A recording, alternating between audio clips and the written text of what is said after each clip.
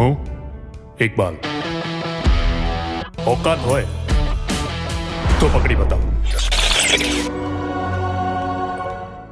કેમ છો દોસ્તો?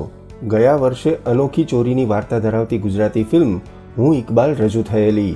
આ ફિલ્મ બોક્સ ઓફિસ પર જોઈએ તેવી ચાલી નહીં, પરંતુ OTT પર આ ફિલ્મ ખૂબ જોવાઈ. દર્શકો આ ફિલ્મના પાર્ટ 2ની રાહ જોઈ રહ્યા છે. હું ઇકબાલના મેકર્સ તરફથી પાર્ટ 2 ક્યારે આવશે કે પછી આવશે કે નહીં તેની જાહેરાત નથી થઈ, પરંતુ બીજી એક ફિલ્મની જાહેરાત કરવામાં આવી છે, જેનું નામ છે ભ્રમ. આ ફિલ્મના 3 મુખ્ય કલાકારોના લુક સાથે ટાઇટલની જાહેરાત કરવામાં આવી છે. આ એક સાયકોલોજીકલ મર્ડર મિસ્ટ્રી ધરાવતી ફિલ્મ છે, જેની સ્ટોરી લખવા સાથે ડિરેક્શન કર્યું છે પલ્લવ પરીખે.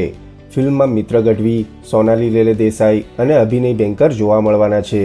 ફિલ્મનું શૂટિંગ માર્ચમાં શરૂ થશે, એટલે લગભગ 2024ના અંત પહેલાં આ ફિલ્મ રિલીઝ થઈ શકે. આપણે આશા રાખીએ કે આ ફિલ્મ પણ હું ઇકબાલ જેવી કંઈક અલગ સ્ટોરી ધરાવતી હશે.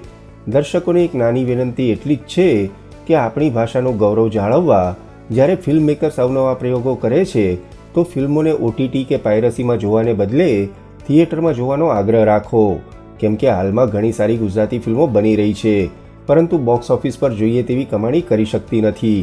જો બોક્સ ઓફિસ પર ફિલ્મો નહીં ચાલે તો નવા પ્રયોગો કરવાનો મેકર્સનો જુસ્સો પણ ઓસરી જશે અને પછી ફક્ત ને ફક્ત અમુક પ્રકારની ચીલાચાલો ફિલ્મ બનવાનું ફરી શરૂ થશે. આ અમારું મંતવ્ય છે, નિર્ણય તમારો છે કે ગુજરાતી ફિલ્મોને સપોર્ટ કરવો કે નહીં. બસ તો આ નાનકડી અપડેટ સાથે જ હંમેશા જોડાયેલા રહો ફિલ્મ રિવ્યૂ ગુજરાતી સાથે. જય જય ગરવી ગુજરાત.